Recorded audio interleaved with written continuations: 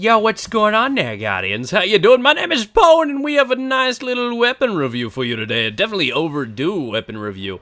We have the Black Hammer. Yeah, I know, insert sexual innuendo and jokes here. Get the chuckles out, guys. Headshot! That's alright, though. He took my Black Hammer to the face. I like that. So, kids, avert your eyes. How you doing, guys? So, how does this weapon turn out? A lot of people consider this the best sniper rifle in the game. I disagree, and I'll tell you why here in due time. But for right now, let's show you guys what this thing is working with, shall we? So, as you can see, this thing is, in fact, the Black Hammer. It is a legendary sniper rifle with solar damage. You pick your scope of choice. It's got white nail. Rapidly landing 3 precision shots will refill the magazine. Skip on over to snapshot. Flared magwell for reload this weapon even faster, and of course perfect balance for extremely low recoil. Mulligan to top it off with, and last but not least for PvE, we have Hive Disruptor, increases damage done to Hive Majors. So, let's break this down as quick as possible. Why is this considered the best sniper rifle in the game? Because of what it can do with that white nail perk. Look at Mr. Fogoth right here getting his workout on. Up and down, and up and down. Oh, just 5 more reps, bro.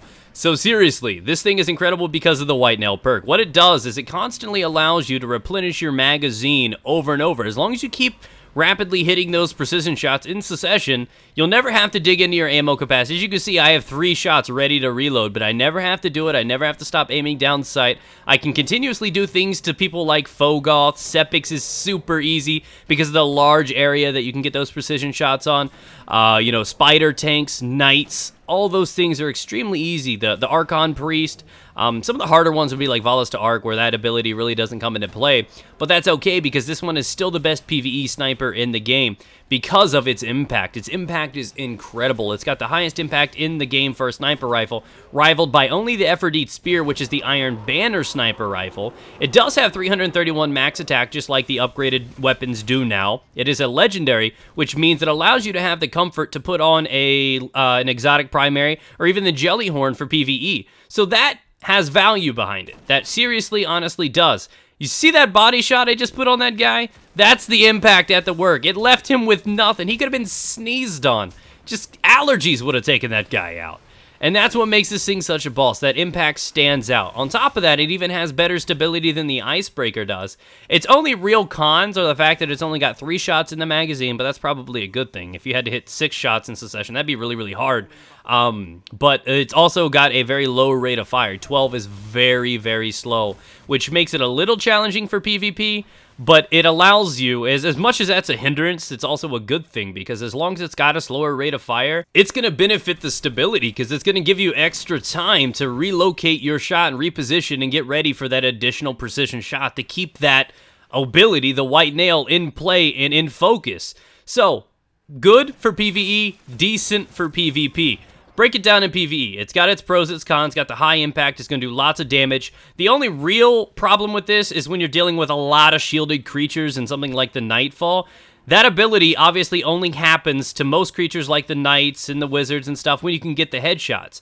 If all of them have shields, that eats up that first shot, meaning the next 2 are going to be unable to actually give you the white nail ability. So again, it's got its ups and downs, and even then it's still better than the Icebreaker can ever be. The only real advantage the Icebreaker has over this gun is its utility, and what I mean by that is the fact that it replenishes ammo over time, and it can also be used to replenish ammo, and then you could switch it to like an arc sniper that allows you to use that for like a Nightfall when it has that burn or something. That's the only real advantage.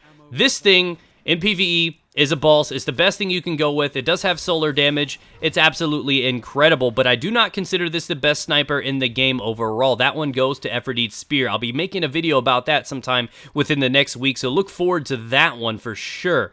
Now, how does this thing perform in PvP? This thing is what I like to call a cleanup, or a sweeper weapon. What that means is this gun is capable of almost one-shotting people to the body. You've seen it like 10 times over in this gameplay already. They have just a smidge of health, a little bit of health, and they survive by a ball here, dude. So if they have any sort of damage, If they have, you know, they haven't regenerated their health or in the middle of crossfire, go for those body shots. It is a secure weapon. If you hit the body shot, it leaves them with no health for your teammates to clear up, or for you to weapon swap over to the Confluence or the Regime or anything like that. I generally only go for body shots for this, unless I have a really confident ability and comfort with going for the headshots. As you can see, just the body shots are what you need to go for this, because worst case scenario, you swip over to the primary that you have, your primary of choice, and you clean it up with one bullet. It's beautiful. But again, it's really limited with rate of fire, so you're really not going to have too much of an opportunity to get a second shot in, and even then, it leaves you with one after that. So, I recommend Flared Magwell as a must when using this for PvP. It's your choice if you want to use it for PvE. Perfect Balance is definitely the safer one to go for PvE, because that allows you to be a little bit more accurate, and as long as you're more accurate and you can keep those, you know, those white nail abilities in play, you're going to have some good things going for you. So yes, this is one of the most impressive weapons added in the DLC. I absolutely love it. It's a must use. I use it all the time for PvE. I enjoy using it in PvP, even though I prefer the Praedyth Revenge. I prefer Aphrodite over this. I think those two are actually superior. You'll see that in due time.